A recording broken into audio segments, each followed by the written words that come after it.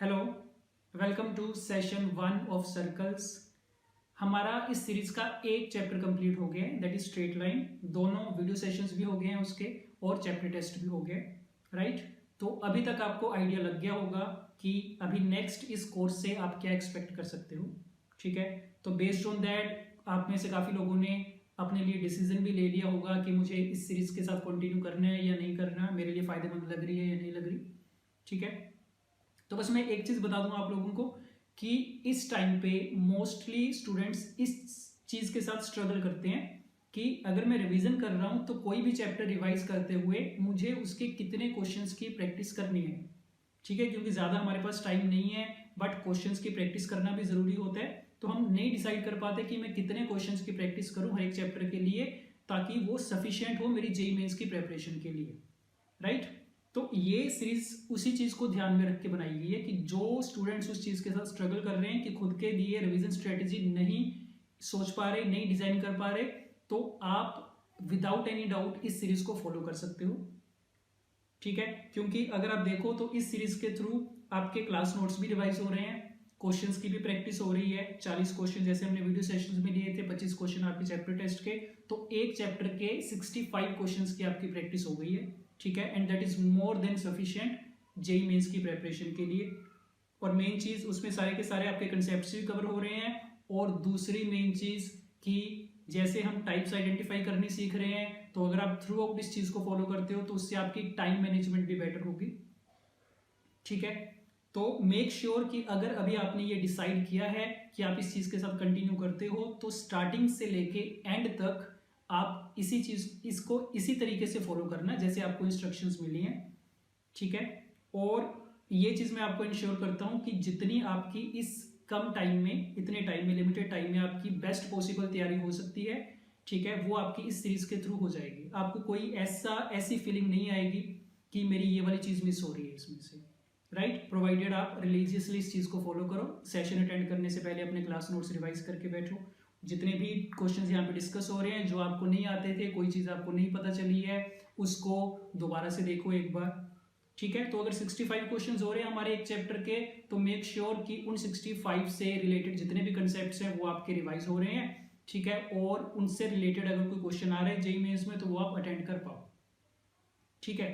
तो बस यही चीज़ है, आपको देखना है कि जितना टाइम ये सीरीज मांगती है वीडियो सेशन अटेंड करने के लिए, नोट्स रिवाइज करने के लिए, चैप्टर टेस्ट देने के लिए, अगर आप उतना टाइम निकाल पा रहे हो सिर्फ मैथ्स के लिए, बाकी सब्जेक्ट्स को भी आपको टाइम देना पड़ेगा, फिजिक्स और केमिस्ट्री को भी। तो अगर आपको लगता है कि इतना टाइम है आपके पास कि आप मैथ्स के लिए इतना टाइम डिवोट कर पा रहे हो, तो आपकी बेस्ट पॉसिबल तैयारी हो सकती है अगर आप इस सीरीज को फॉलो कर रहे हो, राइट।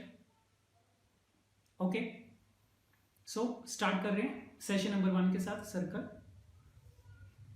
क्वेश्चन नंबर 1 है आपके सामने, ठीक है। वीडियो को पॉज करो और सॉल्व करना स्टार्ट करो। टाइप चेक करो कौन सी है, टाइप 1, टाइप 2 और टाइप 3। ओके, स्टार्ट कर रहे हैं।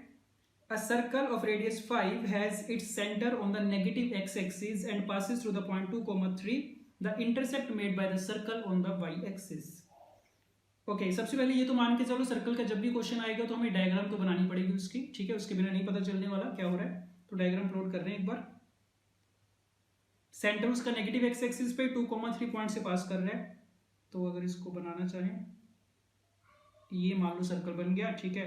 2, 3 पॉइंट ये हो गया। Centre on the negative X axis ये मान रहे हैं h, 0, इस टाइप के कोऑर्डिनेट्स होंगे। और क्या इन्फॉर्मेशन है, रेडियस दे रखा है 5 यूनिट के बराबर, तो मतलब h, 0 और 2, 3 के बीच का डिस्टेंस हमें दे रखा है 5 यूनिट्स, राइट। पूछा गया है intercept made by the circle on the Y axis. तो अगर आप देखो तो डायग्राम बना के पता चल रहा है हमें कौन कौन से स्टेप्स हम फॉलो करें, हमें रिजल्ट मिल जाएगा। पहला काम क्या करेंगे, h, 0, 2, 3 के बीच में डिस्टेंस फॉर्मूला लगा देंगे, ठीक है। डिस्टेंस दे रखा है तो वहां से क्या मिल जाएगा, h की वैल्यू मिल जाएगी। एक बार अगर h की वैल्यू आ गई तो मतलब सेंटर मिल गया, रेडियस ऑलरेडी है, तो उसकी हेल्प से क्या कर पाएंगे, सर्कल की इक्वेशन लिख पाएंगे।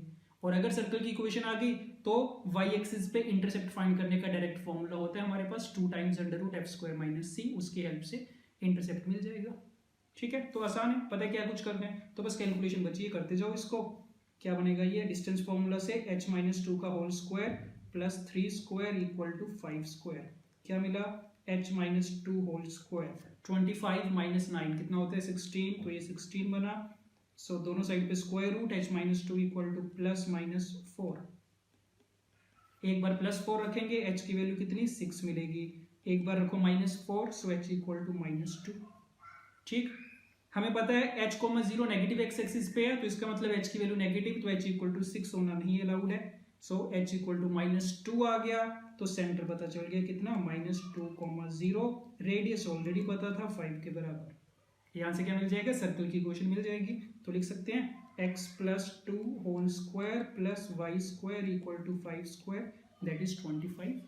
ठीक है, तो एक्सपेंड कर लेते हैं इसको, x square plus Y square plus 4x minus 21 equal to 0 बनेगा।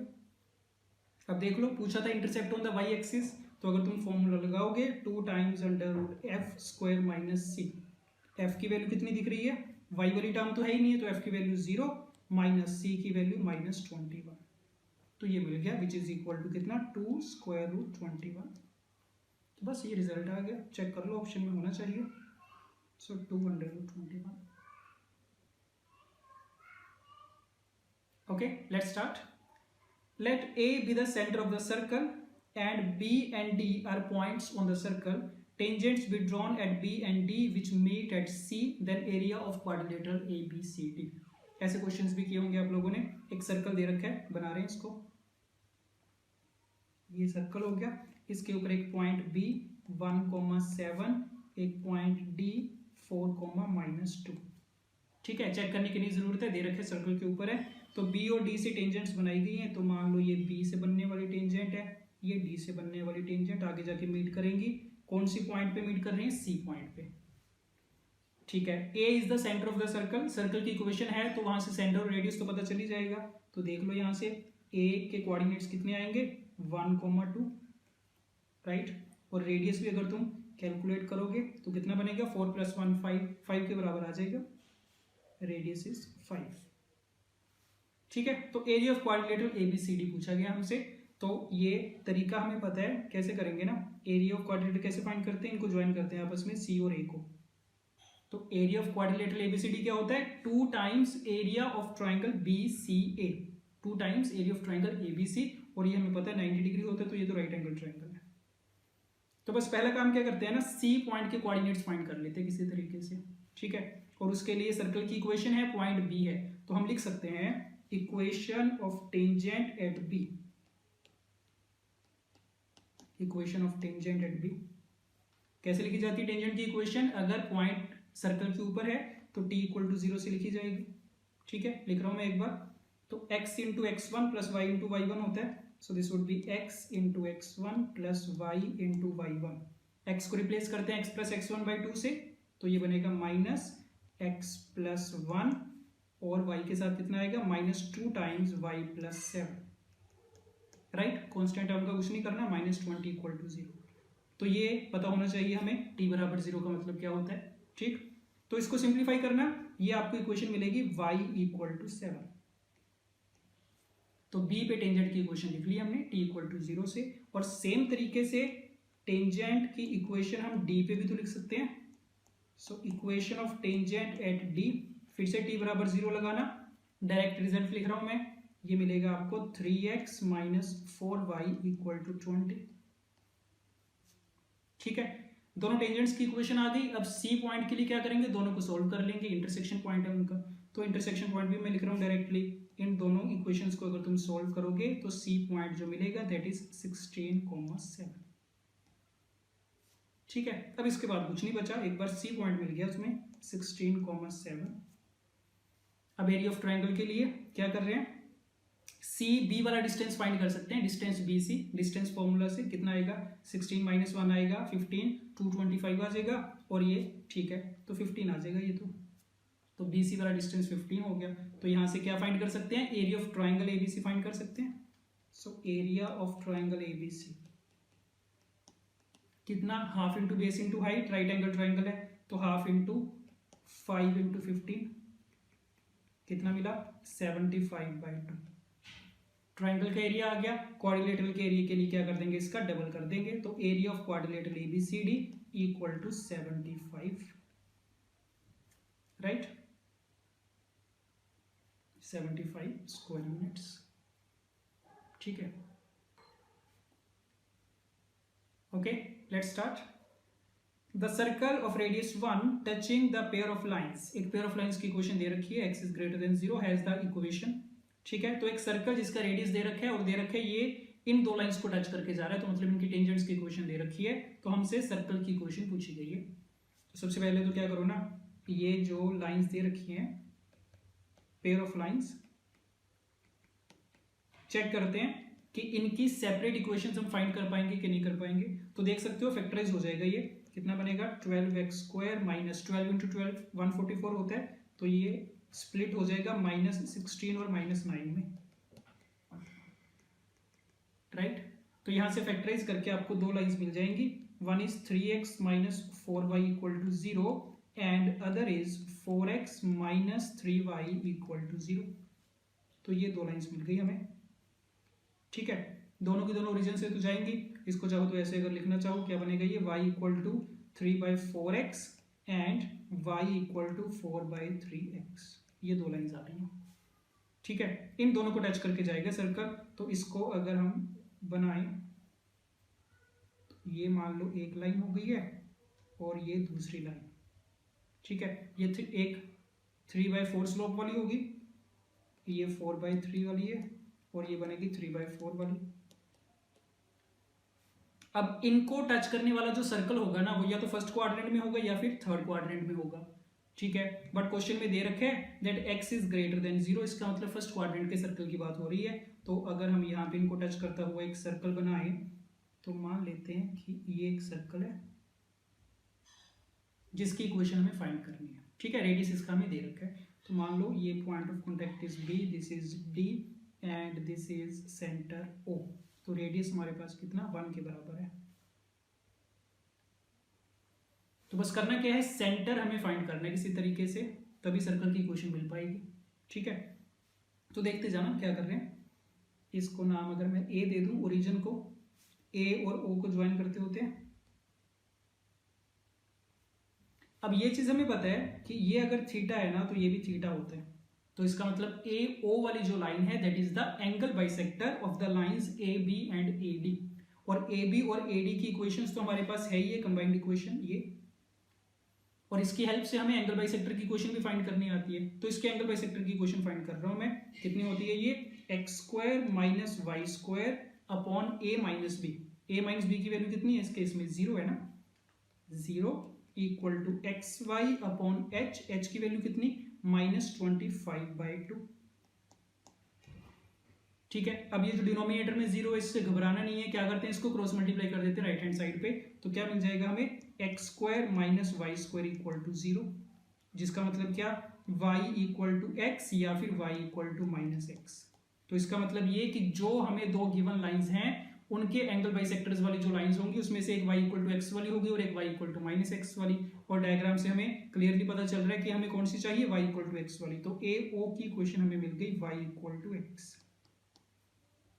ठीक है, और क्योंकि O वाला पॉइंट उसी के ऊपर है, तो O के कोऑर्डिनेट्स अब हम कैसे मान सकते हैं, h, h टाइप के मान लेते हैं, सेंटर के कोऑर्डिनेट्स h, h। अब h एक अननोन है जो हमें फाइंड करना है, तो उसके लिए क्या करो, कंडीशन ऑफ टेंजेंसी लगा दो। ठीक है, ये लाइन की इक्वेशन हमारे पास है कितनी 3x minus 4y equal to 0।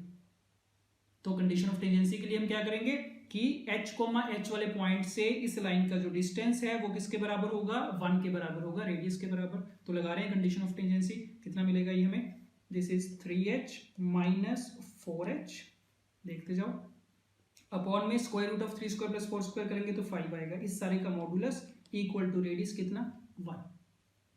तो यहां से h की वैल्यू कितनी मिल गई, h इक्वल टू 5 मिल गया। ठीक है, h इक्वल टू 5 मिलने का मतलब सेंटर मिल गया हमें 5,5 पे, तो सेंटर 5,5 पे आ गया, रेडियस कितना था 1 के बराबर। सर्कल की इक्वेशन लिख लेना, x minus 5 whole square plus y minus 5 whole square equal to 1। ठीक है, तो ये मैच कर सकते हो, जो भी आंसर बनेगा ये बन जाएगा तुम्हारा ऑप्शन नंबर बी। तो ये थोड़ा सा चैलेंजिंग क्वेश्चन बोल सकते हैं। ठीक है, ये थोड़ा सोचना मुश्किल रहेगा, एंगल बाइसेक्टर की इक्वेशन फाइंड करना। तो बेसिकली चीज़ें तो हमें सारी फाइंड करनी आती हैं, बट इसको अप्रोच करना थोड़ा मुश्किल हो जाएगा, पता नहीं चलेगा कहाँ से इसको अप्रोच किया जाए। थोड़ा नए टाइप का क्वेश्चन है ये, right. Okay, the angle between tangents from the origin to the circle. तो स्टैंडर्ड सा क्वेश्चन लग रहा है, सर्कल की क्वेश्चन दे रखी है, ओरिजिन से दो टेंजेंट्स बनाई गई हैं, उनके बीच का एंगल पूछा गया, ठीक है। तो अगर डायग्राम प्लॉट करें, ये सर्कल, ये पॉइंट ओरिजिन 0,0, यहां से बनाई हमने दो टेंजेंट्स जिनके बीच का एंगल चाहिए, इसको सेंटर से ज्वाइन करते होते पॉइंट ऑफ कॉन्टेक्ट को। तो this is A, this is B, this is C, ठीक है। सेंटर पता है, रेडियस पता है, ओके। अब इसके लिए देखो, ये चीज आपको पता होगी कि अगर सर्कल गिवन है और पॉइंट गिवन है 0,0, तो एक्सटर्नल पॉइंट से बनने वाली दो टेंजेंट्स की इक्वेशन हमें लिखनी आती होती है, ठीक है। कैसे लिखी जाती है, इसका स्लोप मान लेते हैं m के बराबर है, ओ ए वाली टेंजेंट का हमने स्लोप मान लिया m, ये पॉइंट तो पता ही है, तो ओ ए की टेंजेंट किस टाइप की होगी, y equal to mx type की होगी। अब हमें m फाइंड करना है, m के लिए हम क्या करेंगे, कंडीशन ऑफ टेंजेंसी लगा देंगे। तो c पॉइंट के कोऑर्डिनेट्स हमें पता है, c के कोऑर्डिनेट्स देख लो क्या दे रखे हैं, 7,-1 है, ठीक है, और रेडियस कितना 5। तो कंडीशन ऑफ टेंजेंसी के लिए क्या बनेगा, ये 7m बन जाएगा प्लस में 1/√1 + m², right, equal to radius, radius कितना 5, इसका मोड लगा लेना। तो ये बन गई कंडीशन ऑफ टेंजेंसी। दोनों साइड पे स्क्वायरिंग करेंगे, सोल्व करेंगे इसको, कितना बनाइए 25 × 1 + m², ठीक है। तो ये आपको मिलेगी equation, this would B 12m² + 7m - 12 = 0। तो यहां से हमें क्या क्वाड्रेटिक मिल गई। क्वाड्रेटिक का मतलब यहां से m की दो वैल्यूज मिलेंगी, उसमें से एक वैल्यू इसके लिए होगी m1 और दूसरे के लिए m2। तो अगर हमें इसके बीच का एंगल फाइंड करना है थीटा, तो चाहो तो फॉर्मूला लगा सकते हैं, tan theta equal to m1 - m2 upon 1 + m1 m2। यही तो पूछा था, दोनों टेंजेंट के बीच का एंगल पूछा था, ठीक है। बस अब वैल्यूज पुट करनी है। अब इस इक्वेशन के रूट्स क्योंकि m1 m2 है, तो m1 - m2 क्या होता है, difference of the roots of the quadratic equation, जिसका फॉर्मूला पता होता है √t/a। 1 + m1 m2 कितना c/a। तो देख लो यहां से कितना आएगा, -1 आएगा ना, जिसका मतलब क्या, डिनोमिनेटर में कितना क्रिएट हो गया, हमारे पास 0 आ गया। तो अगर tan थीटा की वैल्यू में डिनोमिनेटर में 0 आ रहा है, तो इसका मतलब थीटा कितना होगा, 90 डिग्री होगा, π/2, ठीक है। तो पता चल गया दोनों के बीच का एंगल कितना, π/2, राइट, ओके। तो ये तो हो गया स्टैंडर्ड तरीका कि अगर दो टेंजेंट्स के बीच का एंगल पूछा गया तो ये कर सकते हैं, क्वाड्रेटिक बना के tan थीटा वाला फॉर्मूला लगा देंगे, डिफरेंस ऑफ रूट्स मिल जाएगा, वहां से प्रोडक्ट ऑफ रूट्स मिल जाएगा, ठीक है। बट नेक्स्ट टाइम से क्या करना ना, जब भी ऐसा क्वेश्चन आएगा, और ऐसे क्वेश्चन बार बार देखने को मिलेंगे पैराबोला, एलिप्स, हाइपरबोला सब में, कि एक पॉइंट दे दिया एक्सटर्नल पॉइंट, वहां से किसी भी कर्व के ऊपर दो टेंजेंट्स बनाई गई हैं और टेंजेंट के बीच का एंगल पूछा जाता है। तो हमेशा ऐसे क्वेश्चन में पहला काम क्या करना, चेक कर लेना कि वो वाला पॉइंट डायरेक्टर सर्कल के ऊपर तो नहीं लाई कर रहा कहीं पे, क्योंकि अगर डायरेक्टर सर्कल के ऊपर लाई कर रहे हो तो हमारा काम आसान हो जाएगा, बोल देंगे डायरेक्टली कि उनके बीच का एंगल कितना आ जाएगा, 90 डिग्री आ जाएगा। तो इसमें चेक करके देखते हैं क्या डायरेक्टर सर्कल के ऊपर लाई कर रहा है पॉइंट, और करना चाहिए क्योंकि हमारा आंसर सोल्व करके कितना आ रहा है, π/2 आ रहा है। तो इसको सोल्व करने के लिए जब भी हम क्वेश्चन देखेंगे, पहला स्टेप क्या करेंगे, डायरेक्टर सर्कल के ऊपर चेक करेंगे लाई कर रहा है कि नहीं। तो देखना करते हैं एक बार, ये सर्कल की इक्वेशन है, इसके डायरेक्टर सर्कल की इक्वेशन क्या होती है, सेंटर तो सेम रहेगा, रेडियस कितना हो जाता है उसका √2 टाइम्स, तो यहाँ पे कितना आएगा 50 आएगा। तो ये आ गई इक्वेशन डायरेक्टर सर्कल की। अब चेक करो, ये जो पॉइंट तुम्हें दे रखा है ओरिजिन, ओरिजिन को अगर इसमें पुट करो तो ये सेटिस्फाई करेगा कि नहीं करेगा, तो तुम चेक कर सकते हो, ये इसको सेटिस्फाई कर जाएगा, जिसका मतलब ओरिजिन कहाँ पे, डायरेक्टर सर्कल के ऊपर। और डायरेक्टर सर्कल की तो डेफिनेशन ये होती है कि उससे बनने वाली जो टेंजेंट्स होती हैं वो परपेंडिकुलर होती हैं। तो एक ही स्टेप में आपका आंसर आ जाएगा π/2, right, okay. A circle circumscribing an equilateral triangle with centroid at 0,0 of side A is drawn and a square is drawn touching its four sides to circle. The equation of the circle circumscribing the square. तो ऐसे questions भी काफी commonly देखने को मिल जाते हैं कि एक इक्विलेटरल ट्राइंगल है, उसका सर्कम सर्कल बनाया गया या फिर इन सर्कल, एंड सिमिलरली एक स्क्वायर है, उसका सर्कम सर्कल या इन सर्कल बनाया गया, ठीक है। तो ऐसे क्वेश्चंस होते हैं काफी, बट इसमें क्या है, सारी चीजों को मिक्स कर रखा है, ट्राइंगल भी है, स्क्वायर भी है और सर्कल भी है। तो जैसे जैसे स्टेटमेंट दे रखी है वैसे वैसे इसको प्लॉट करते जाएंगे, ठीक, सबसे पहले क्या है, एन इक्विलेटरल ट्रायंगल, एक इक्विलेटरल ट्रायंगल दे रखी है हमें, ये प्लॉट कर रहे हैं, तो ये बन गई ट्रायंगल, राइट। सेंट्रोइड दे रखे है इसका और इसकी साइड लेंथ, ये इसकी साइड लेंथ हो गई, ये मान लो इसका सेंट्रोइड हो गया 0,0। उसके बाद क्या, अ सर्कल सर्कमस्क्राइब, एक सर्कल बनाएंगे इसको सर्कमस्क्राइब करता हुआ, तो ये मान लो ऐसा कुछ बन गया हमारा circle, right. Next step, a square is drawn touching its four sides to circle, अब एक स्क्वायर बनाया गया है जिसकी सारी साइड से सर्कल को टच करके जाएंगी, मतलब इसको टेंजेंट्स बनेंगी। तो उसको अगर हम बनाना चाहें तो स्क्वायर कैसे बनेगा, यहां से इसको टच करके जाएगा, ठीक। ये बन गया हमारा स्क्वायर, इनको नाम दे देते हैं, this is P Q R and S, ठीक है। ओके, पूछा क्या गया है, the equation of the circle circumscribing the square, अब एक और सर्कल बनाया गया है स्क्वायर को सर्कमस्क्राइब करता हुआ, तो अगर एक और सर्कल बनाए जो कि इसके चारों वर्टिसेस से पास करके जाएगा, ठीक है। डायग्राम बिल्कुल भी अच्छी नहीं बनी है, मैनेज करना है इसके साथ, राइट। तो बाहर वाला जो सर्कल है उसको नाम दे देते हैं C2, अंदर वाले का नाम रख देते हैं C1। अब देखते जाना, हमारे पास इंफॉर्मेशन किसके बारे में है ना, अंदर वाली जो इक्विलेटरल ट्रायंगल है उसके बारे में, तो वहां से स्टार्ट करेंगे। तो सबसे पहले इक्विलेटरल ट्रायंगल और C1 वाला सर्कल, इन दोनों का सेंटर तो सेम होता है, सेंटर इनका कॉमन होगा, ठीक है। और साइड लेंथ क्योंकि दे रखी है, इसकी हेल्प से क्या करेंगे, अंदर वाले सर्कल का रेडियस फाइंड कर लेंगे। तो देखते जाना, अगर इनको ज्वाइन करें तो ये क्या बनेगी, इक्विलेटरल ट्रायंगल की हाइट बनेगी, और अगर साइड लेंथ a के बराबर है तो हाइट के लिए फॉर्मूला √3/2 टाइम्स a, तो यहां से मिल जाएगी हाइट, है ना। अब क्योंकि O इसका सेंट्रॉइड है इक्विलेटरल ट्रायंगल का, तो इसका मतलब ये अब इस मीडियन को 2:1 की रेशियो में डिवाइड करेगा, तो इसका मतलब OS वाली जो लेंथ होगी वो कितनी होगी, 2/3 टाइम्स h होगी, √3/2 a ये होगी, तो कितना आ गया, ये a/√3 आ गया OS। और OS एक्चुअल में है क्या, अंदर वाले सर्कल का रेडियस है C1 वाले का, तो इसको R1 अगर बोल दें तो R1 कितना मिला, a/√3 मिला, ठीक है। तो अंदर वाली ट्रायंगल का काम खत्म हो गया, उसकी हेल्प से हम एक स्टेप आगे उसको सर्कमस्क्राइब करते हुए सर्कल का हमने रेडियस फाइंड कर लिया a/√3। अब नेक्स्ट स्टेप क्या होगा, इस C1 की हेल्प से, C1 के बाद क्या है, एक स्क्वायर बनाया गया, इसकी हेल्प से हम स्क्वायर की साइड लेंथ फाइंड करेंगे, तो वो तो हमें देखने से पता चल रहा है। अगेन सर्कल और स्क्वायर का सेंटर क्या होगा, कॉमन होगा, सारी की सारी सिमेट्रिक फिगर्स चल रही है, सेंटर सबका कॉमन रहेगा।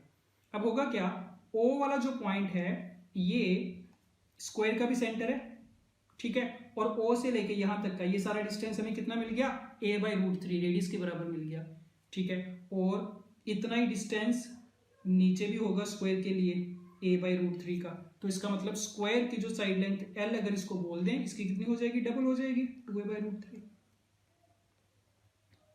राइट। स्क्वायर के सेंटर से उसकी साइड का अगर परपेंडिकुलर डिस्टेंस a/√3 है तो उसकी साइड लेंथ कितनी होगी, 2a/√3। तो अब सिचुएशन क्या है, स्क्वायर की साइड लेंथ मिल गई हमें।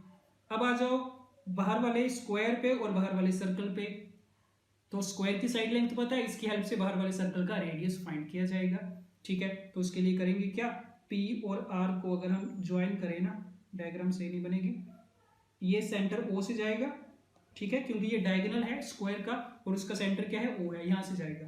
तो स्क्वायर की साइड लेंथ कितनी थी, L के बराबर, तो PR वाला जो डिस्टेंस होगा लेंथ ऑफ द डायगोनल वो √2 टाइम्स होती है, तो वो कितना बन जाएगा, 2√2 a/√3।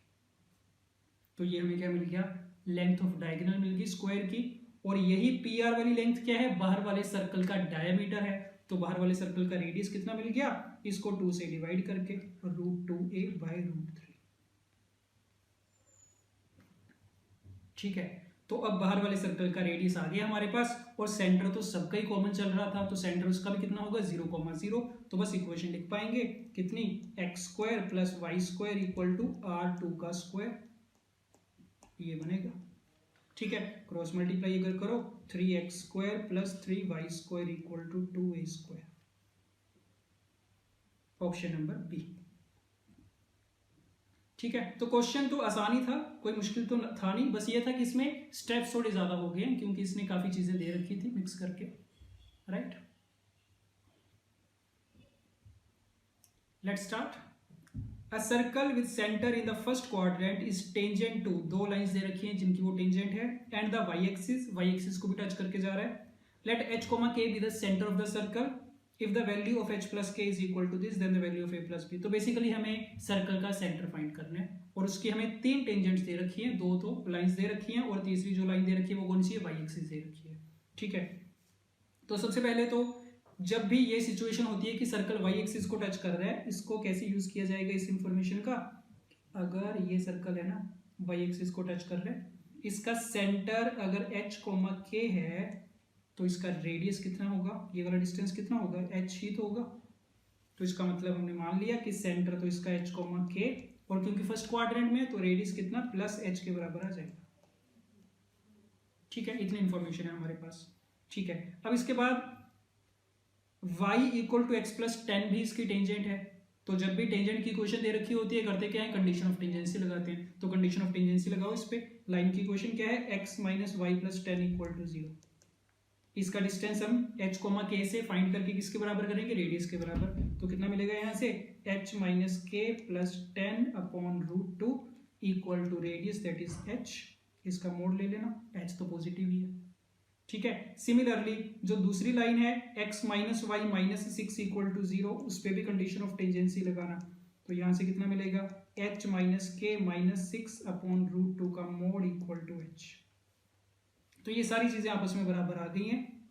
ठीक है, इसको अगर मैं एक ही क्वेश्चन में लिखना चाहूं तो ये कितना बनेगा, h minus K plus 10 upon root 2 का mod equal to h minus K minus 6 upon root 2 का मोड इक्वल टू h. ठीक है, इनको सॉल्व कर सकते हैं, यहाँ से h और k की वैल्यू मिल जाएगी. तो अगर तुम पहले इन दोनों इक्वेशन को सॉल्व करो तो होगा क्या, रूट टू कैंसिल आउट हो जाएगा. मोड से निपटने का तरीका या तो प्लस माइनस करके दो इक्वेशंस बनाई जाएंगी, नहीं तो फिर क्या करो, स्क्वायरिंग कर दो दोनों साइड पे. तो जब स्क्वायरिंग करेंगे तो कितना बन जाएगा, ये h माइनस के प्लस 10 का whole square equal to h minus K minus 6 का होल स्क्वायर. ठीक है, इसको करना सिंप्लीफाई. तो मैं लिख रहा हूँ यहाँ पे, आपको मिलेगा k minus H equal to 2. ये आ गया, एक इक्वेशन आ गई h और k में. उसके बाद क्या करना, कोई दूसरी पकड़ लेना. मान लो ये वाली को h के साथ बराबर करके सॉल्व करेंगे, फिर से दोनों साइड पे स्क्वायरिंग करना, सिंप्लीफाई करना. तो वहां से आपको मिलेगा, वहां से डायरेक्टली h की वैल्यू मिल जाएगी, h इक्वल टू 4 रूट 2. ठीक है, ओके. तो बस एक बार h की वैल्यू आ गई तो इसको k minus H equal to 2 के साथ पुट करेंगे तो k कितना आ जाएगा, 2 प्लस एच है तो 2 प्लस 4 रूट 2 आ जाएगा. सिंपली क्वेश्चन सॉल्विंग और कुछ भी नहीं है. तो h आ गया, k आ गया. h प्लस k पूछा गया था हमसे क्वेश्चन में. सो h प्लस k कितना बना, 2 प्लस 8 रूट 2. तो देख लेना, a plus B root a. ठीक है, तो पूछा गया था a प्लस बी पूछा गया था. तो यहां से हमारी a प्लस बी की वैल्यू कितनी, 2 प्लस 8 10 के बराबर आ जाएगी. So this is equal to 10. ठीक है, तो क्वेश्चन में कंसेप्ट वाइज तो कुछ भी नहीं है, सिर्फ कैलकुलेशन है. कंसेप्ट में देखा जाए तो सिर्फ हमने दो कंसेप्ट यूज हुए हैं इसमें. कौन सा, एक तो अगर वाई एक्सिस को टच करके जा रहा है तो उस केस में क्या करना है, हमेशा h कोमा k का सेंटर मानना. रेडियस कितना बनेगा, h बनेगा या फिर माइनस h बनेगा, मोड h बोलते होते हैं उसको. बट इस केस में क्योंकि फर्स्ट क्वाड्रेंट में है तो मोड h की वैल्यू कितनी, h के बराबर हो जाएगी. ये पहला कंसेप्ट यूज हुआ है. और दूसरा कौन सा, कंडीशन ऑफ टेंजेंसी, जो सबसे ज्यादा इंपॉर्टेंट कंसेप्ट है, सर्कल में बार बार यूज होगा ये तो. राइट, ओके, कर रहे हैं. The tangent to the circle C1 at the point 2, 1 cuts off a chord of length 4 from the circle C2 whose center is 3, minus 2. Then the radius of C2 is. Again step by step करते जाओ जैसे जैसे बोल रहे हैं. C1 वाला circle है, इसके ऊपर एक पॉइंट है 2, 1 जहां से टेंजेंट बनाई गई है. तो पहला काम तो क्या करना, इसी टेंजेंट की इक्वेशन लिख लेना. सो इक्वेशन ऑफ टेंजेंट कितना, t बराबर 0. ठीक है, ये करना अपने आप. इसका मैं लिख रहा हूं, रिजल्ट आएगा x प्लस वाई माइनस 3 बराबर 0. तो टेंजेंट की इक्वेशन तो आ गई. अब आगे क्या बोल रहे हैं, ये वाली टेंजेंट जो है cuts of a cord of length 4 from the circle C2. तो जो C2 वाला सर्कल है ये, उस पे कॉर्ड का काम करेगी और उसकी लेंथ कितनी कट करेगी, 4 यूनिट की लेंथ कट करेगी. और C2 का हमें सेंटर दे रखा है 3, माइनस 2. तो ये C2 वाला सर्कल बनाया है, 3, माइनस 2 इसका सेंटर है. ठीक है, लेंथ कितनी दे रखी है इसकी, 4. तो मिड पॉइंट से 2 और 2 हो गए। ठीक है, तो बस ऐसी सिचुएशन में तो हमें सॉल्व करना आता ही है। ठीक है, तो करते क्या है, 3, -2 से परपेंडिकुलर ड्रॉप करेंगे, यहाँ से ये रेडियस के बराबर होगा, राइट। और क्योंकि इसकी इक्वेशन तुम्हारे पास आ चुकी है x + y - 3 = 0, तो ये परपेंडिकुलर डिस्टेंस को अगर हम p मान लें तो p वाला डिस्टेंस फाइंड किया जा सकता है। 3, -2 पॉइंट का डिस्टेंस x + y - 3 से डायरेक्ट फॉर्मूला लग जाएगा, तो कितना बनेगा ये तुम्हें मिल जाएगा √2 के बराबर।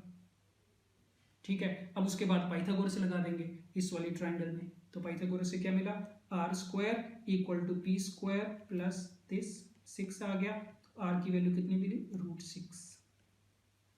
तो बस रेडियस पूछा था, √6 के बराबर आ गया। ठीक है, अगेन आसान क्वेश्चन था, टेंजेंट की इक्वेशन लिख के उसके बाद ऐसे क्वेश्चन तो काफी कॉमनली देखने को मिलते हैं कि कोड की इक्वेशन दे रखी है, कोड बन गई हमारे पास, अगर कोड की इक्वेशन दे रखी है तो उसका रेडियस फाइंड करो, या फिर अगर रेडियस दे रखा है तो उसकी कोड की लेंथ फाइंड करो। ठीक है, तो ऐसे क्वेश्चंस तो मिल जाते हैं नॉर्मली देखने को। Let's start.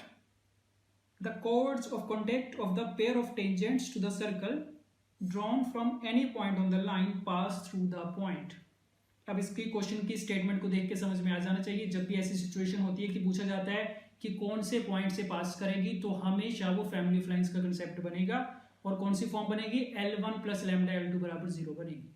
ठीक है, इसमें कोई सोचने वाली बात नहीं है, हमेशा ये वाली सिचुएशन बनेगी जब भी ऐसा क्वेश्चन आएगा। ठीक है, तो देखते हैं स्टार्ट कैसे करने हैं। सर्कल की इक्वेशन दे दी, x² + y² = 1। इस सर्कल के ऊपर दो टेंजेंट्स बनाई गई हैं, पेयर ऑफ टेंजेंट्स, कौन से पॉइंट से, a point on this line. तो अगर उस पॉइंट को मैं P मान लूं, उसके कोऑर्डिनेट्स मान सकते हैं, x कोऑर्डिनेट अगर अल्फा है तो y कोऑर्डिनेट कितना लिखा जा सकता है, 4 - 2 अल्फा। ठीक है, ये मान लिया P पॉइंट, तो P पॉइंट से हमने बनाई टेंजेंट्स, ये दो टेंजेंट्स बन गई PQ एंड PR, राइट। तो किसकी बात चल रही है ना, कोड ऑफ कॉन्टेक्ट की बात चल रही है, तो Q और R को अगर ज्वाइन कर दो तो कोड ऑफ कॉन्टेक्ट मिल जाएगी। तो ये पूछा गया तुमसे, ये कोड ऑफ कॉन्टेक्ट हमेशा कौन से पॉइंट से पास करके जाएगी। तो पहला काम तो क्या करना, इसकी इक्वेशन लिखना, इक्वेशन ऑफ QR, और कोड ऑफ कॉन्टेक्ट की इक्वेशन क्या होती है, T = 0, T = 0 से लिखी जाएगी। तो कितना बन जाएगा, x × alpha plus y × 4 - 2 alpha - 1 = 0। ये बन गई QR की इक्वेशन। ठीक है, अब हमें ये बताना था कि ये हमेशा कौन से पॉइंट से पास करके जाएगी। तो जैसे कि पहले बताया कि ये कौन सी फॉर्म बननी चाहिए, L1 + λ L2 = 0, और हमें दिख भी रहा है कि एक इसमें पैरामीटर कौन सा घूम रहा है, अल्फा। तो अल्फा वाली टर्म्स अलग कर लेंगे, बाकी टर्म्स को अलग कर लेंगे। तो क्या मिलेगा यहाँ से, 4y - 1 मिलेगा, और अल्फा के साथ कितना, x - 2y = 0। तो कौन सी फॉर्म बन गई, L1 + अल्फा L2 = 0, जो कि हमेशा कौन से पॉइंट से पास करेगी, L1 और L2 लाइंस के इंटरसेक्शन पॉइंट से। तो इनका इंटरसेक्शन पॉइंट क्या मिलेगा, यहाँ से डायरेक्टली मिल जाएगा y = 1/4, और ये क्या देगा, x = 2y, तो इसका मतलब x = कितना, 1/2। तो ये तुम्हें पॉइंट मिल गया यहाँ से 1/2, 1/4। ठीक है, तो डायरेक्टली कोड ऑफ कॉन्टेक्ट की इक्वेशन यूज हुई है, तो कोड ऑफ कॉन्टेक्ट का फॉर्म कॉन्सेप्ट यूज हुआ इसमें। ठीक है, और दूसरा कौन सा, फैमिली ऑफ लाइंस का, राइट। तो 1/2 एंड 1/4।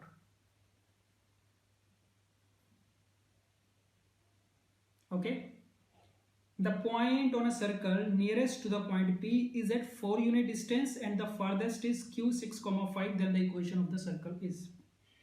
तो कौन सा कंसेप्ट यूज होना पड़ेगा इसमें, पॉइंट दे रखा है, उस पॉइंट का सर्कल से मिनिमम और मैक्सिमम डिस्टेंस की बात कर रहे हैं, और हमें पता है मिनिमम या मैक्सिमम डिस्टेंस कौन सी लाइन के अलोंग होता है, उसकी नॉर्मल के अलोंग।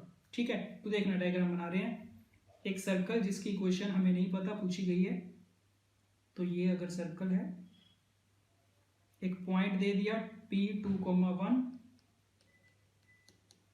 ठीक है, तो कौन सी लाइन के अलोंग इसके मिनिमम और मैक्सिमम डिस्टेंस होंगे, अगर ये पॉइंट C सर्कल है इसका, तो इस लाइन को ज्वाइन करने वाली जो लाइन होगी, नॉर्मल जो होगी, उसी के अलोंग हमें मिनिमम और मैक्सिमम डिस्टेंस मिलते हैं। ठीक है, अच्छा क्या बोला गया, point on circle nearest to the point, जो तो इसके सबसे नजदीक में है वो कितने डिस्टेंस पे, 4 यूनिट के डिस्टेंस पे।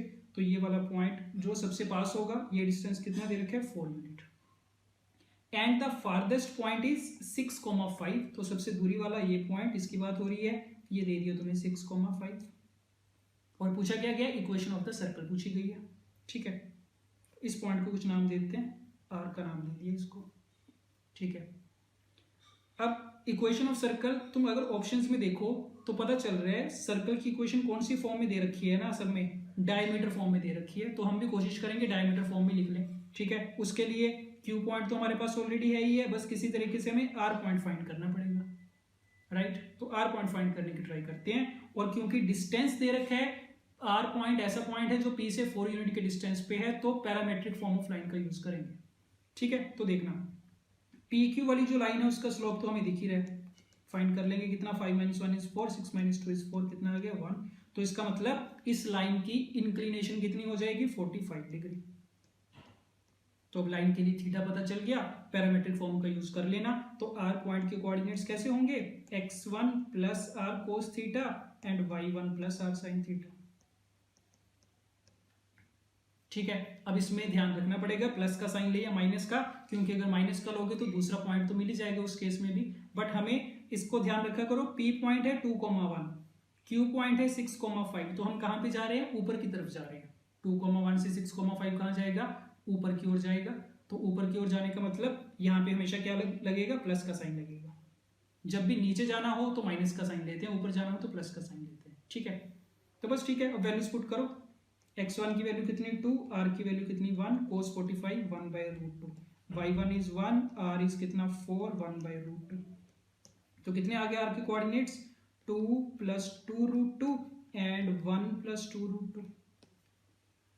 ठीक है, तो बस अब तो कुछ नहीं बचा। r पॉइंट अगर एक बार तुम्हें मिल गया, उसके बाद q पॉइंट तो है ही है, तो डायमीटर फॉर्म लग जाएगी, x - x1 × x - x2 + y - y1 × y - y2 = 0। तो कौन सी फॉर्म बनेगी, कौन सा ऑप्शन बनेगा, 2√2 + 2r है और y में कितना 2√2 - 1, तो option C. Okay, if m is the midpoint of the chord of the circle then the tangents at the ends of the chord meet at a point। Diagram plot कर रहे हैं, एक circle जिसकी equation पता है, एक code दे रखी है जिसका मिड पॉइंट पता है हमें 1,2। ठीक है, बोला क्या गया, the tangents at the ends of the code. तो कोड के एंड से टेंजेंट्स बनाई गई हैं। तो ये अगर ए बी कोड का नाम है, ए से एक टेंजेंट बनाई, बी से एक टेंजेंट बनाई, पूछा गया है कौन से पॉइंट पे जाके मीट करेंगे, उसका नाम हमने रख दिया पी। ठीक है, सर्कल की इक्वेशन है हमारे पास x² + y² = 7। तो देखना क्या करेंगे, और ये चीज याद रखो, जब भी कोड का मिड पॉइंट दे रखा होता है तो मोस्ट ऑफ द केसेस में हम क्या करते हैं, इक्वेशन ऑफ द कोड जिसका मिड पॉइंट गिवन है, equation of the code bisected at a given point, उसकी इक्वेशन यूज करते हैं, जो कि कितनी होती है, t = s1। ठीक है, तो ये तो मान के चलो कि उसका तो यूज होगा ही होगा इसमें। तो देखना क्या करें, p पॉइंट पूछा गया है, इसको हम मान लेते हैं h, k। राइट, ओके, अब होगा क्या ना, देखो ए बी जो लाइन है इसकी इक्वेशन हम लिख सकते हैं, equation of A B with respect to M. ठीक है, अगर एम पॉइंट के हिसाब से देखा जाए तो ए बी एक ऐसी कोड है जिसका मिड पॉइंट हमें दे रखा है, तो उसकी इक्वेशन हम कैसे लिख पाएंगे, t = s1 से लिख पाएंगे। राइट, तो t = s1 से लिखो, t का मतलब कितना, x × x1 + y × y1 - 7, ये तो t हो गया, और s1 कितना आएगा, 1² + 2² - 7। ठीक है, -7 कैंसिल आउट हो गया, क्या मिला, x + 2y = 5। तो ये हमने ए बी की इक्वेशन लिख ली एम के रिस्पेक्ट में। अब दूसरी चीज ये देखना कि P पॉइंट की अगर बात करें ना, तो P के रिस्पेक्ट में तो ए बी क्या है, कोड ऑफ कॉन्टेक्ट है। Right, A B is the कोड of contact with respect to point P। So A B लिख रहा हूं मैं एक बार, ए बी इज द कोड of contact with respect to P। तो हम क्या करेंगे, दोबारा से ए बी की इक्वेशन लिखेंगे, इक्वेशन ऑफ ए बी, इस बार किसके रिस्पेक्ट में, पॉइंट P के रिस्पेक्ट में।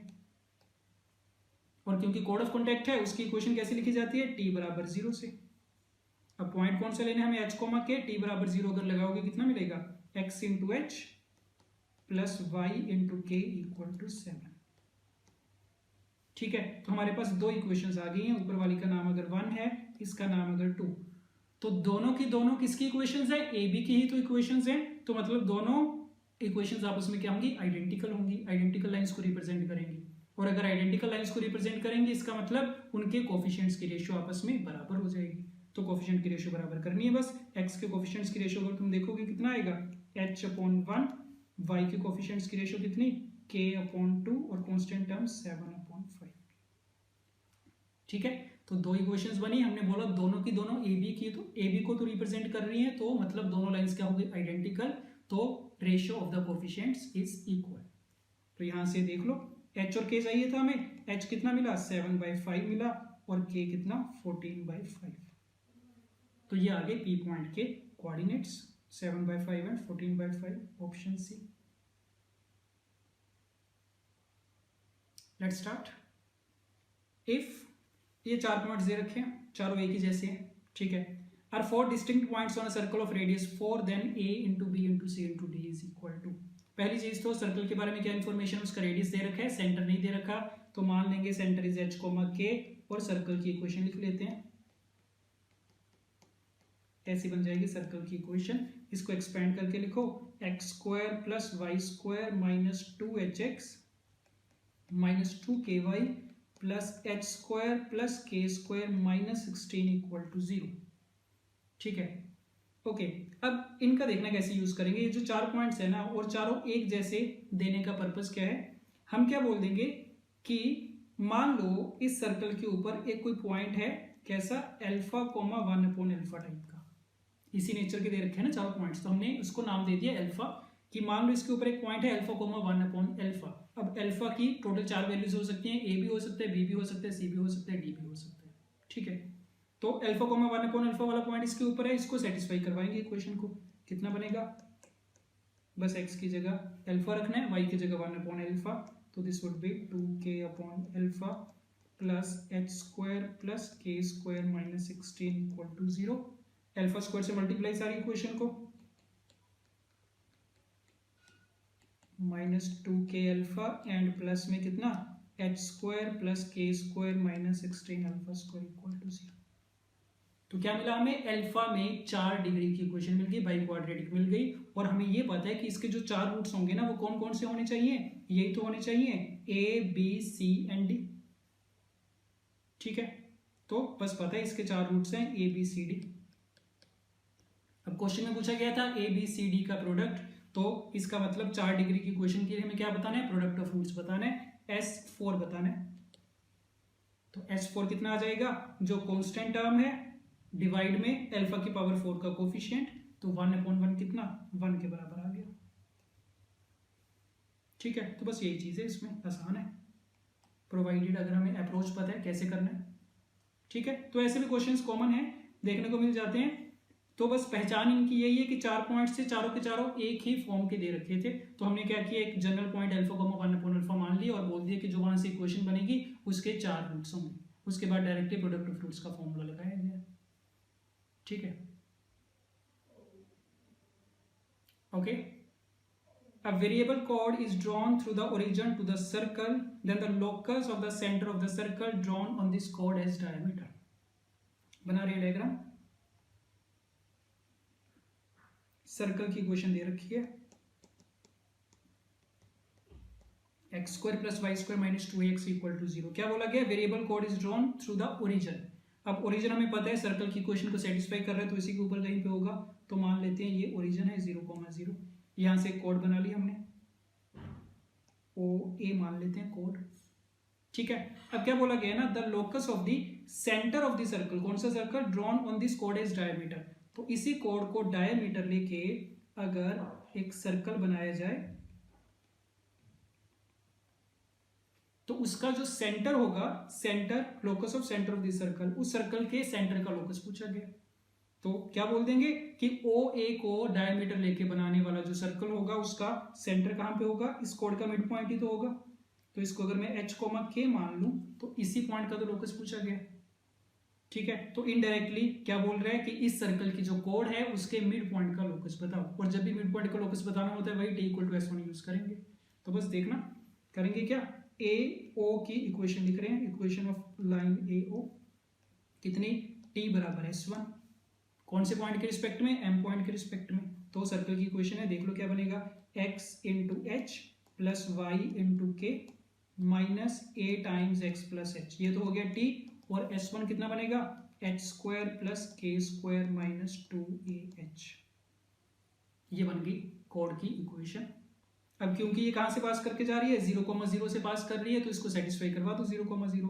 तो इसका मतलब x को 0 पुट कर देंगे, y को 0 पुट कर देंगे, तो ये 0 हो गया, ये 0 हो गया, ये 0, क्या बचा, minus ah equal to H square plus के स्क्वायर माइनस 2ah। तो लोकस के लिए h और k को x और y से रिप्लेस कर देना, बस कितना आ गया, X square plus Y square minus का ax equal to 0। So this is the required locus. ठीक है, ऑप्शन देख लेना, option number C, right. Okay, if a, b lies on the circle then the maximum value of 5a minus 12b। अब जिसने ये question first time देखा, ऐसा question नहीं कर रखा, तो नहीं समझ में आता नॉर्मली कि क्या करें इसके साथ। ठीक है, तो सुनना क्या करेंगे इसमें। सबसे पहली चीज तो a, b क्या है ना, इस सर्कल के ऊपर कोई भी एक पॉइंट है, तो सर्कल के ऊपर जब कोई भी एक पॉइंट मानना हो तो हमारे पास ऑप्शन है, हम पैरामेट्रिक फॉर्म में मान सकते हैं। ठीक है, तो पहला काम तो क्या करो, सर्कल की इक्वेशन को स्टैंडर्ड फॉर्म में कन्वर्ट करो। तो ये कितना बनेगा, x माइनस 1 का whole square plus y minus 1 का होल स्क्वायर इक्वल टू 4, ये बनेगी स्क्वायर कंप्लीट करके। ठीक है, तो इसका मतलब रेडियस इसका 2 है, तो इसकी पैरामेट्रिक फॉर्म क्या बनेगी, x minus 1 equal to 2 cos theta and y minus 1 equal to 2 sine theta, ये होती है सर्कल की पैरामेट्रिक फॉर्म। ठीक है, a cos theta a sine theta, right. तो x की वैल्यू कितनी आ गई, 2 cos theta plus 1 and y की वैल्यू कितनी, 2 साइन थीटा प्लस 1। अब ये 2 cos theta plus 1 2 sine theta plus 1 होता क्या है, उस सर्कल के ऊपर लाई करने वाले किसी भी जनरल पॉइंट के कोऑर्डिनेट्स। इसका मतलब जो हमें पॉइंट दे रखा था ना a, b, वो हमने यही मान लिया कि a की वैल्यू तो ये होगी 2 कोस थीटा प्लस 1 और b की वैल्यू होगी 2 साइन थीटा प्लस 1। ठीक है, बस अब देख लो क्या पूछा था, 5a माइनस 12b की मैक्सिमम वैल्यू, तो वैल्यूज पुट करो, 5a माइनस 12b। ठीक है, तो सारा थीटा में एक फंक्शन बन गया, इसकी मैक्सिमम वैल्यू बतानी है, तो ये हमें सोल्व करनी आनी चाहिए। कितना बन रही है, 10 cos theta minus 24 sine theta plus 5 minus 12 minus 7, ये चीज बनेगी। और अगर इसकी मैक्सिमम वैल्यू बतानी है तो देख के पता चल रहा है कौन सी फॉर्म है, ये a cos theta plus b sine theta की फॉर्म है, जिसकी मैक्सिमम वैल्यू कितनी होती है, square root of a square plus b square. तो इसकी मैक्सिमम वैल्यू ये -7 तो साथ में चली गई है ना, और ये कितना बन गया, 26 बन गई स्क्वायर रूट की वैल्यू, -7 इक्वल टू कितना, 19। तो पता चल गया मैक्सिमम वैल्यू इज 19, राइट। तो ये पैरामेट्रिक फॉर्म ऑफ सर्कल का एप्लीकेशन आ गया, याद रखना इसको, सर्कल के ऊपर जब भी कोई पॉइंट माना जाएगा हमेशा पैरामेट्रिक फॉर्म में मान सकते हैं उसको। Okay, tangents TP and TQ are drawn from a point T to the circle if the point T lies on the line this the locus of the center of the circumcircle of triangle TPQ is। सबसे पहले diagram plot कर रहे हैं,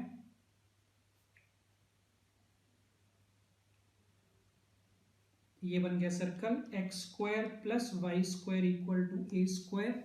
एक कोई point है T जहां से दो टेंजेंट्स बनाई गई हैं, TP and TQ, right? Okay. Now, if the point T lies on the line, तो T लाइन के ऊपर पॉइंट है, लाइन की इक्वेशन कौन सी, Px plus QY equal to R, इसके ऊपर पॉइंट है।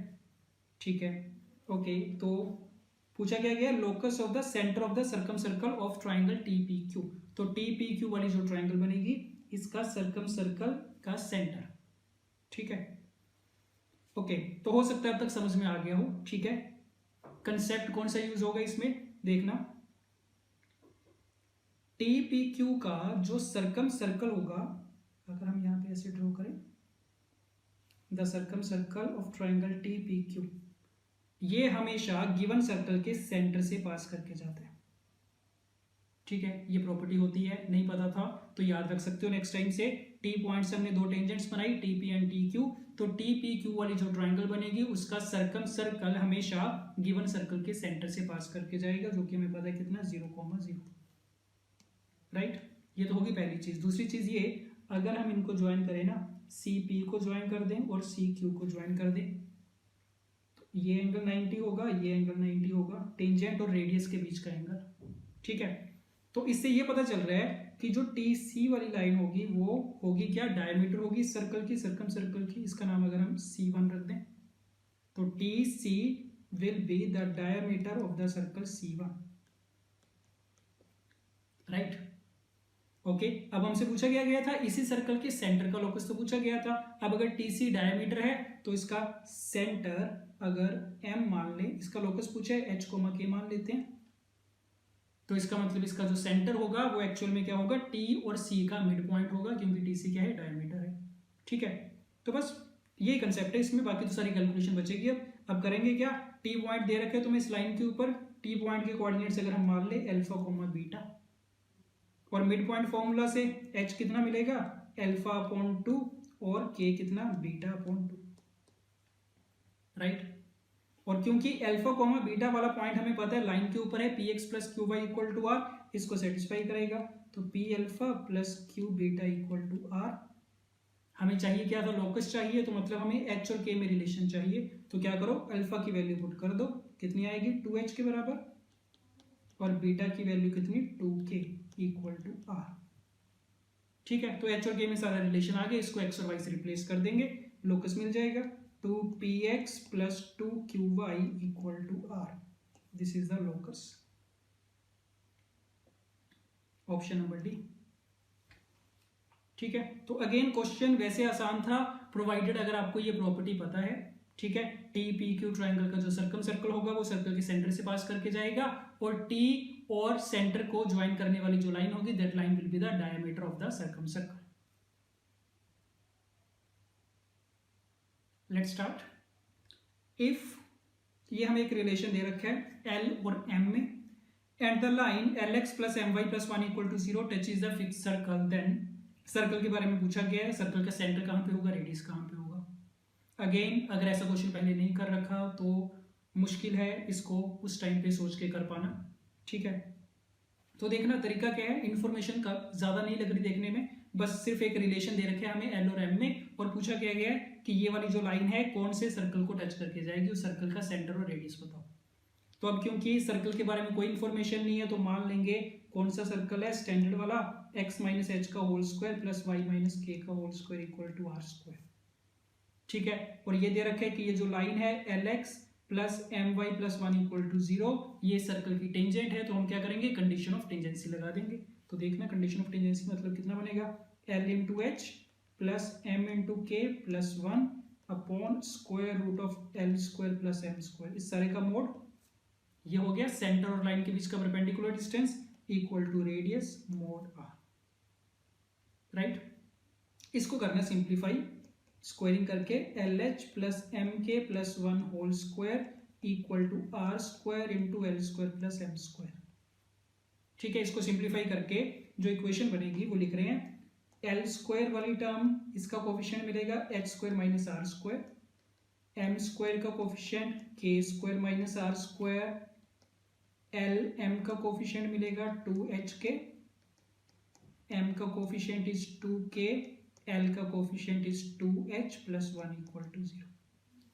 तो हमने पूरे को एक्सपेंड कर लिया, सारे स्क्वायर्स को, एल स्क्वायर वाली term, m square, l m सारी टर्म्स को हमने सेपरेट कर लिया।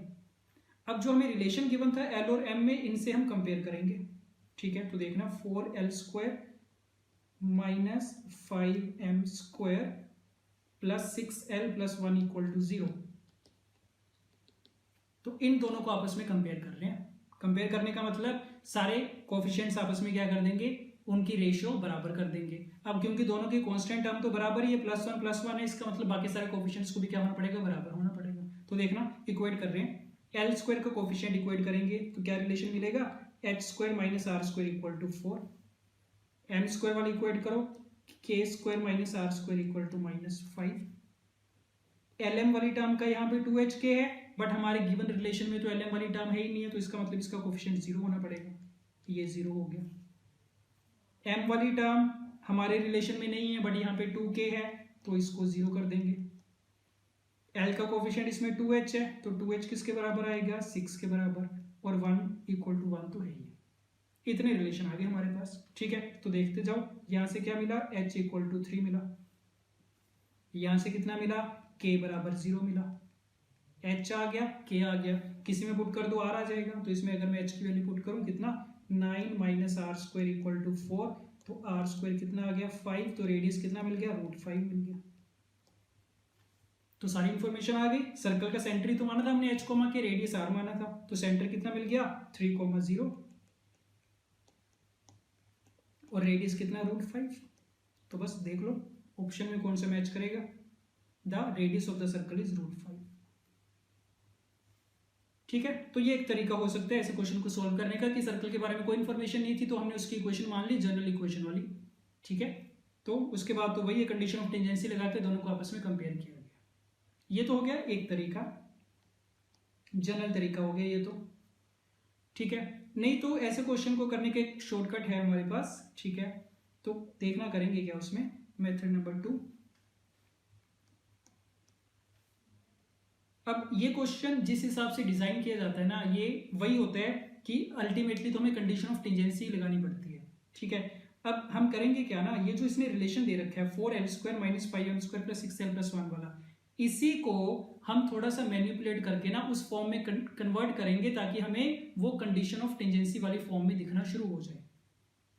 ठीक है, जैसे कोई भी सर्कल अगर है, क्योंकि टेंजेंट की इक्वेशन हमारे पास कितनी है, lx + my+1, तो जब उस पर कंडीशन ऑफ टेंजेंसी लगाएंगे तो हमें डिनोमिनेटर में हमेशा क्या मिलेगा, √l² + m² मिलेगा। तो हम कोशिश करेंगे इसी को इस तरीके से मैनिपुलेट करें ताकि हमारे पास l² + m² क्रिएट हो जाए। तो देखना कैसे करते हैं, 4l² minus 5m² plus 6l+1 equal to 0, ये इक्वेशन है। हमें क्रिएट करना है l² + m²। ठीक है, तो इसको मैं ऐसे कर रहा हूँ, 4l² प्लस 6l+1 है इक्वल टू 5m²। दोनों साइड पे 5l² हमने कर दिया ऐड, क्या बना ये 9l² plus 6l+1 equal to 5, this is 5 into l² plus m²।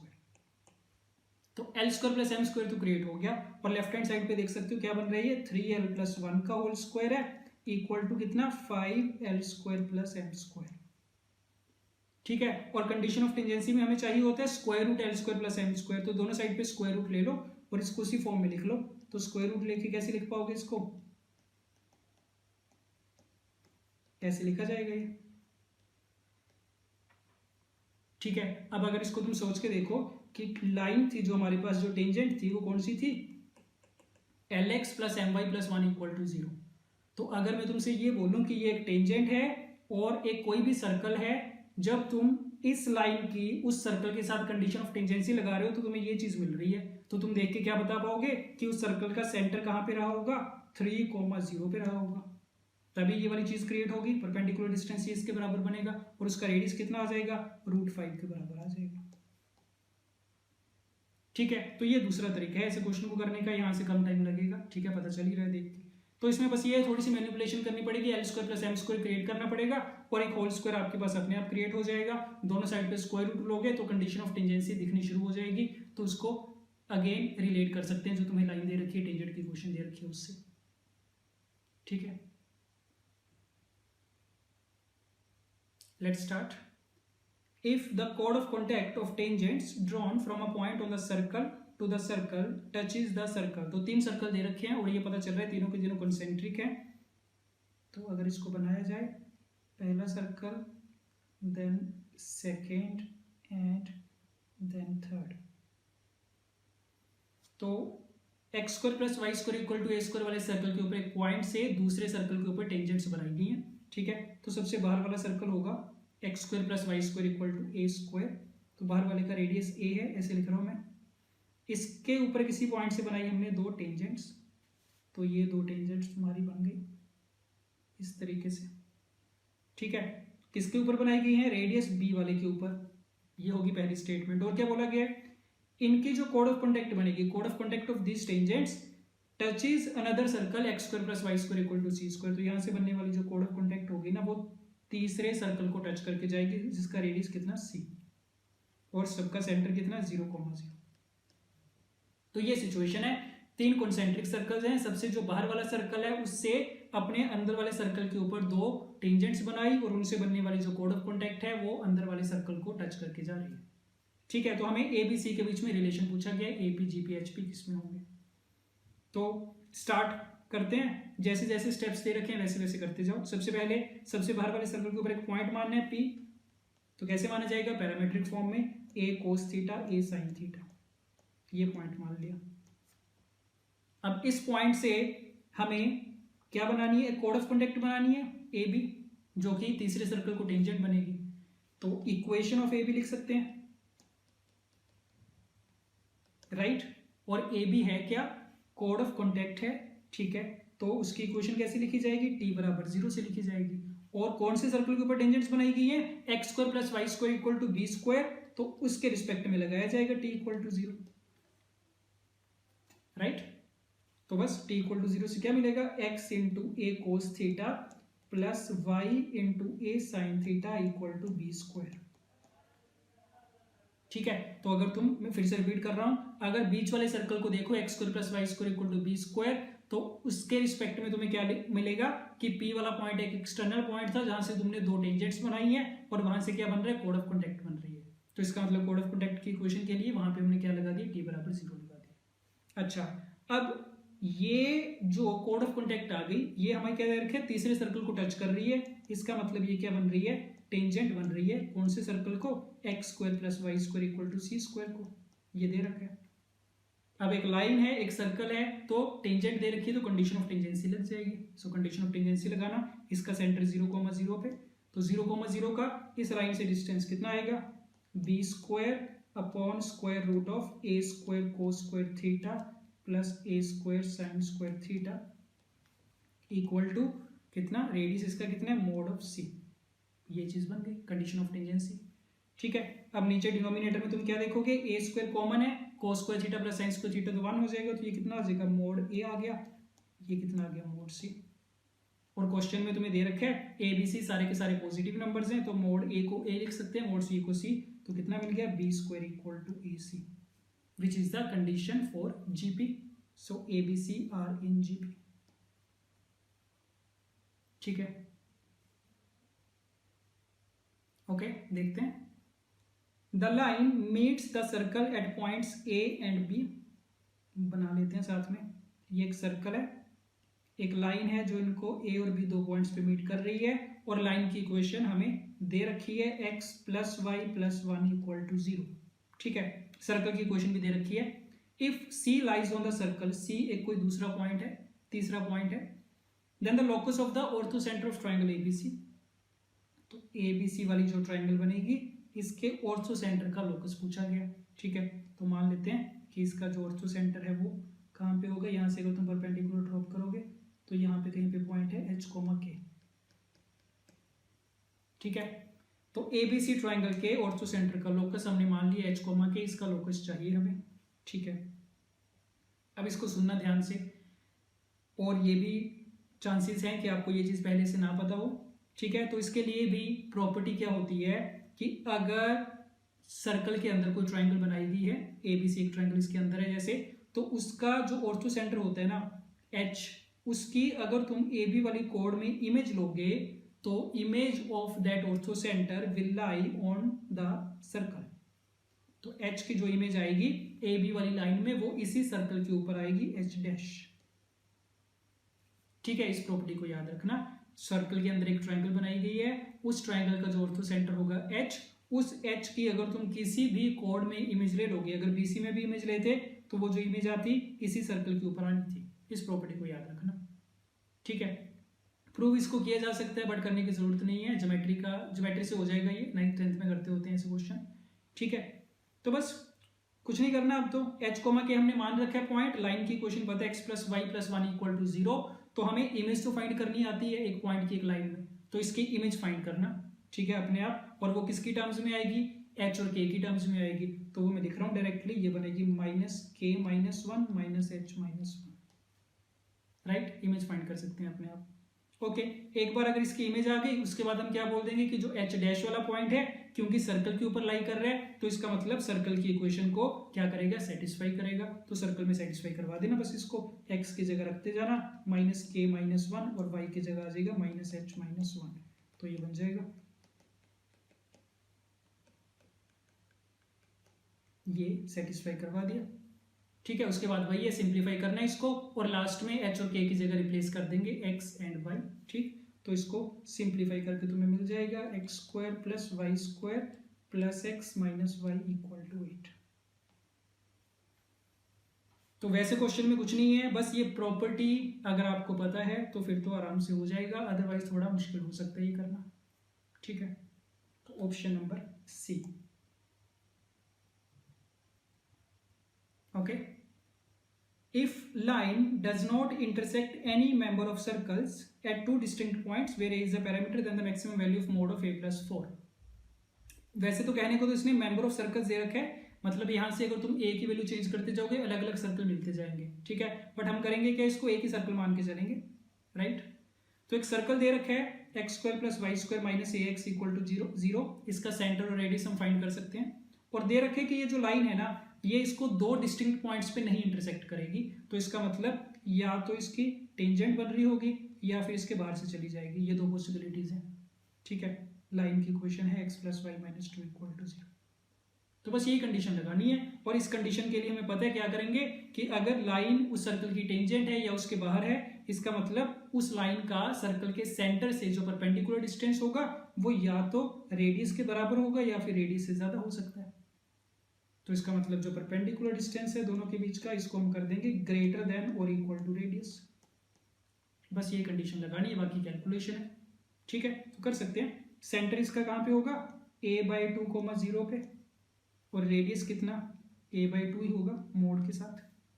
So condition of tangency जब तुम लगाओगे, x की जगह a/2 आ जाएगा, y की जगह 0 -2 अपॉन √1 + 1।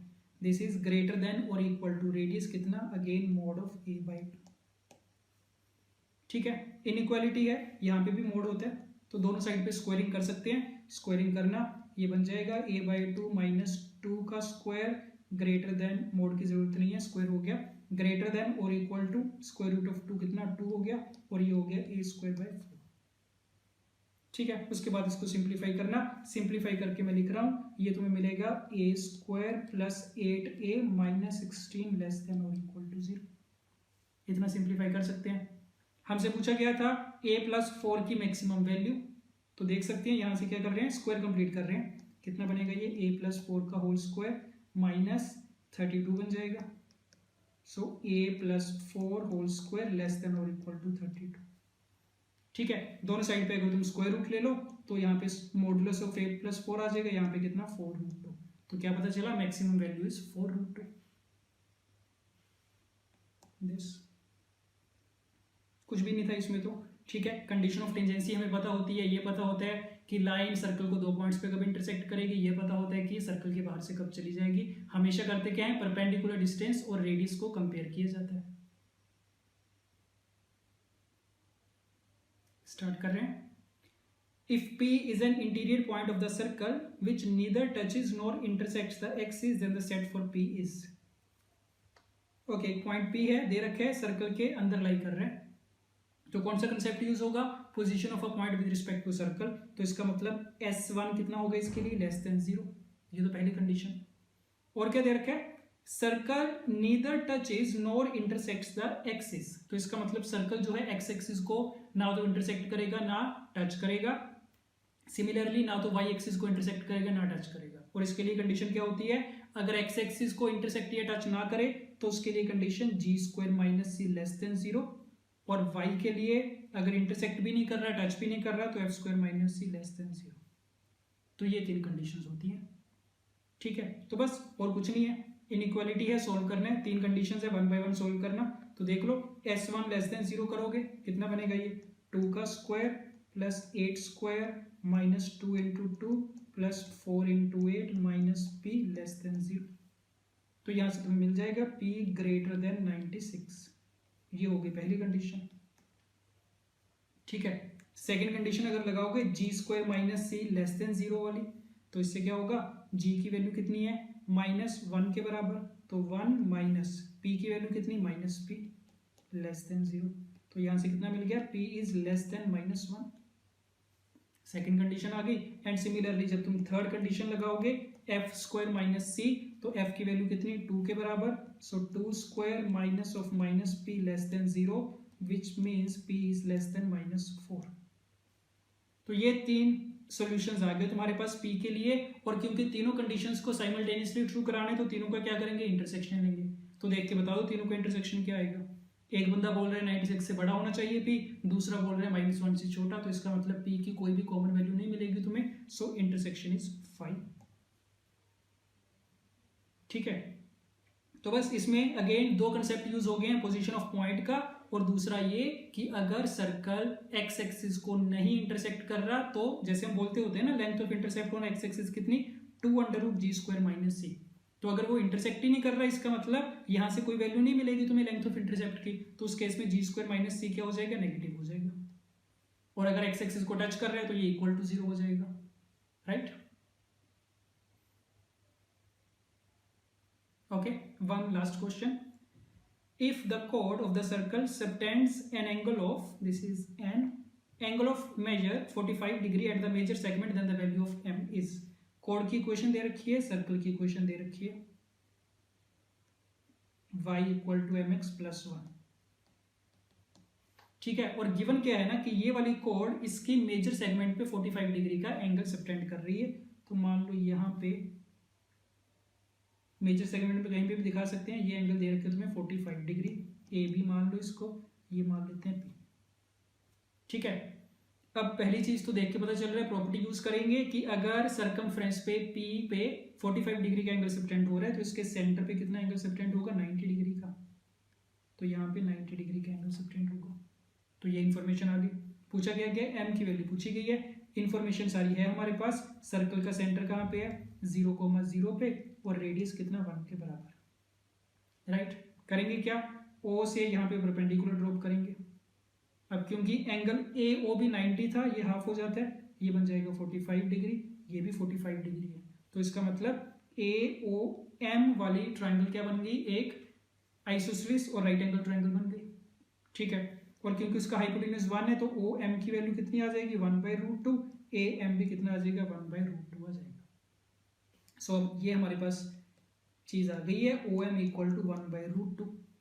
हमें चाहिए क्या था, एम की वैल्यू चाहिए, तो हम क्या बोल देंगे, ओ और इस लाइन के बीच का डिस्टेंस परपेंडिकुलर डिस्टेंस से फाइंड कर सकते हैं, और उसको किसके बराबर कर देंगे, 1/√2 के बराबर कर देंगे, तो वहां से एम की वैल्यू मिल जानी चाहिए। तो बस देख लो, ओ वाले पॉइंट और ए बी वाली लाइन के बीच में परपेंडिकुलर डिस्टेंस का अगर फॉर्मूला लगाओगे कितना आएगा, 1/√1 + m² इक्वल टू 1/√2। ठीक है, तो बस यहां से क्या मिल गया, 1 + m² equal to 2, so m equal to +-1, option c. ठीक है, तो ये सेशन 1 हमारा कंप्लीट हो गया। बाकी जो टॉपिक्स बचे हैं इसके वो सेशन 2 में लिए जाएंगे। ठीक है, ओके, थैंक यू।